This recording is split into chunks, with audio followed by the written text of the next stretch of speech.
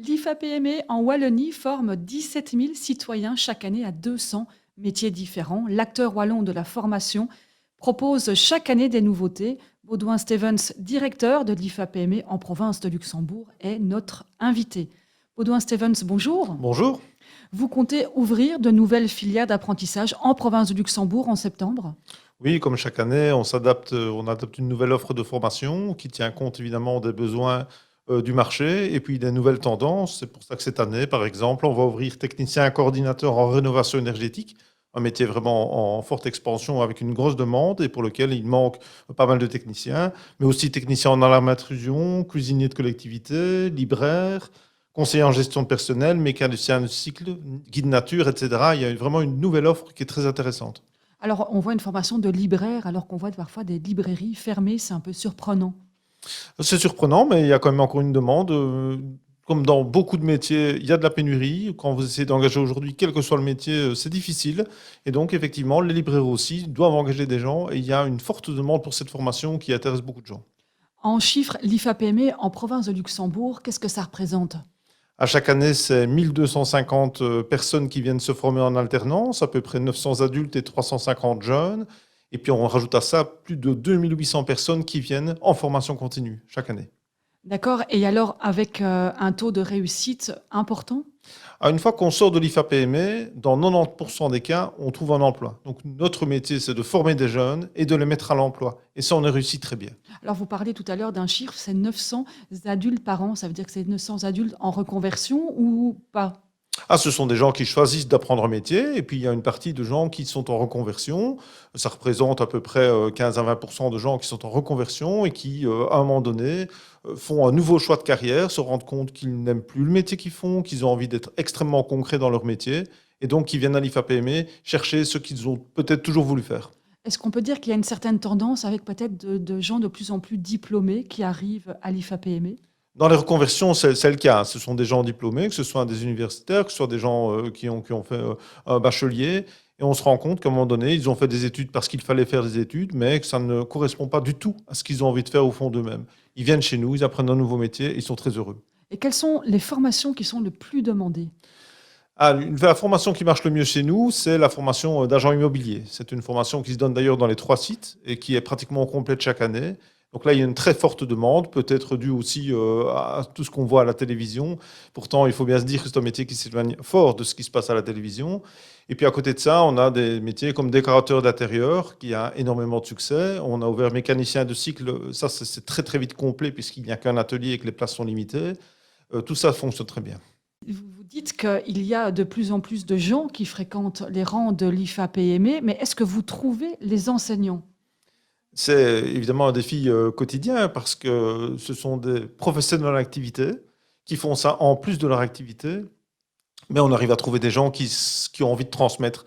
On se rend compte que quand on demande à un formateur, mais pourquoi vous venez? C'est la première raison, c'est l'envie de transmettre, l'envie de partager leur passion et leur métier. Et donc, ils viennent vraiment pour cela. Ils ont envie de former des gens, ils ont envie de transmettre. C'est vraiment le mot qui revient. Et est-ce qu'il y a certains profils que vous recherchez actuellement? On recherche des tas de profils toute l'année, mais il y a des profils plus compliqués, notamment dans les métiers du numérique. C'est très difficile de trouver des gens qui ont le temps de venir partager leur passion, mais aussi dans les domaines juridiques ou les domaines financiers, c'est assez compliqué. Pourquoi ça engage à beaucoup d'heures de cours par semaine?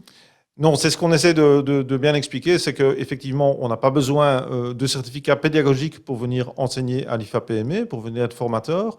Par contre, il faut avoir un petit peu de temps. On peut prendre des modules qui parfois ne font que quelques heures par an. Donc, ce n'est pas très long. Il faut pouvoir préparer son cours et venir. Il y a des modules de 8 heures, il y a des modules de 4 heures, et puis il y a des modules beaucoup plus longs, évidemment, si on le souhaite. De 8 heures ou de 4 heures par an, vous voulez dire? Par an, ou par semaine, ou par mois. Alors, est-ce que vos formations sont vite complètes? Alors évidemment, c'est très étonnant. Il y a des formations qui, d'une année à l'autre, vont être très vite complètes ou pas. Et les formations qui marchent le mieux, comme agent immobilier ou mécanicien du cycle, sont très très vite complètes. D'ailleurs, les inscriptions sont déjà ouvertes et on voit bien que ça s'inscrit très vite. Mais en général, évidemment, on est aussi tenu par des ressources, que ce soit des ressources de formateurs, mais des ressources d'ateliers. Donc à un moment donné, effectivement, il y a un numerus clausus qui est lié aux ressources. Donc, il vaut mieux s'inscrire tout de suite. Si on veut être sûr d'avoir une place, il faut venir s'inscrire dès maintenant. est-ce qu'il y a des enjeux importants auxquels l'IFA-PME doit faire face? Ah ben oui, notre métier, c'est de former les gens et de les mettre à l'emploi. Il y a évidemment maintenant un plan le PRW, le plan de rénovation de la Wallonie. Et effectivement, c'est notre métier, on doit mettre les gens à l'emploi, on doit trouver des formations, trouver un encadrement et s'assurer évidemment qu'on a une certaine qualité de formation pour répondre aux pénuries notamment. Donc dans les 50 formations de base, une trentaine sont des métiers en pénurie. Comme lesquels, par exemple? Déjà tout ce qui est construction, mais aussi dans l'alimentation, hein, ce sont les principales. Toutes les formations de construction sont en pénurie. Et dans l'ORECA, ben, évidemment, ce qui est boucherie, ce qui est restauration, tout ça, c'est en pénurie. Donc, est-ce qu'on trouve facilement de l'emploi après avoir acquis un diplôme auprès de l'IFA-PME? C'est garanti dans 90% des cas. Les gens qui ont leur qualification, leur diplôme IFA-PME, trouvent de l'emploi dans les 6 mois, qui suivent leur formation. Et en général, ceux qui ne trouvent pas d'emploi, ce sont ceux qui se dirigent encore vers une autre voie parce qu'ils n'ont pas encore eu exactement ce qu'ils voulaient. Pour faire peut-être un peu rêver les auditeurs, est-ce que vous avez quelques beaux exemples de réussite? Oui, on a des beaux exemples de réussite, mais quelque part, quelqu'un qui termine sa formation, qui trouve un emploi ou mieux encore, qui crée son entreprise, ce sont autant de réussites. Donc chaque année, on a des gens qui ouvrent leur commerce, on essaie de les suivre, on essaie de les féliciter. Et c'est toujours un plaisir de les voir se développer dans ce qu'ils ont voulu faire. Et concrètement, sans citer de nom, quelques exemples de reconversion? Ah, nous avons eu des restaurateurs fantastiques. On a eu des gens qui ont ouvert leur garage automobile après avoir été mécaniciens.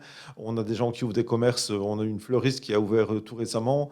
Il y a vraiment beaucoup d'exemples. Ou des gens qui sont devenus comptables, qui deviennent bouchers, ça arrive ça aussi? Oui, oui, c'est vrai que c'est un cas qu'on a eu cette année. Il était comptable, il voulait plus, il a voulu être boucher. Il est maintenant boucher salarié dans une grande surface et il est très heureux parce qu'il fait exactement ce qu'il avait envie de faire depuis très longtemps. Et une nouvelle tendance aussi, c'était la boulangerie. C'était surprenant, les gens qui ont suivi le cours de boulangerie-pâtisserie chez vous. C'était incroyable cette année. On a eu, c'est difficile d'avoir des statistiques, mais je me suis rendu compte du nombre de gens qui avaient fait des études supérieures et qui venaient en reconversion, en boulangerie, spécifiquement cette année, s'inscrire pour vraiment avoir quelque chose qui donne du sens à leur vie. Donc, ce sont des gens qui étaient dans des fantastiques boulots, que ce soit juridiques ou financiers, et puis qui se rendent compte qu'ils ont envie de faire quelque chose de concret et de pouvoir avoir un contact plus direct avec les gens. Est-ce que c'est pas un peu le symbole d'un changement de notre société, des gens à qui on dit il faut suivre des études classiques, graduats, universitaires, et puis finalement, on ne valorise pas tellement les filières techniques, et à 40-50 ans, c'est un peu le réveil. Oui, bien sûr, effectivement, on pense toujours que les métiers techniques sont des filières de relégation, ce qui est totalement faux, puisqu'effectivement, ce sont des métiers qui mènent à l'emploi, qui sont des boulots fantastiques, qui permettent de très bien gagner sa vie. Je pense à la construction. Si vous avez quelqu'un qui est en couverture et qui crée sa propre entreprise, je vous assure qu'il va vraiment très très bien gagner sa vie. Un grand merci, Baudouin Steven, d'être venu dans notre studio. Merci.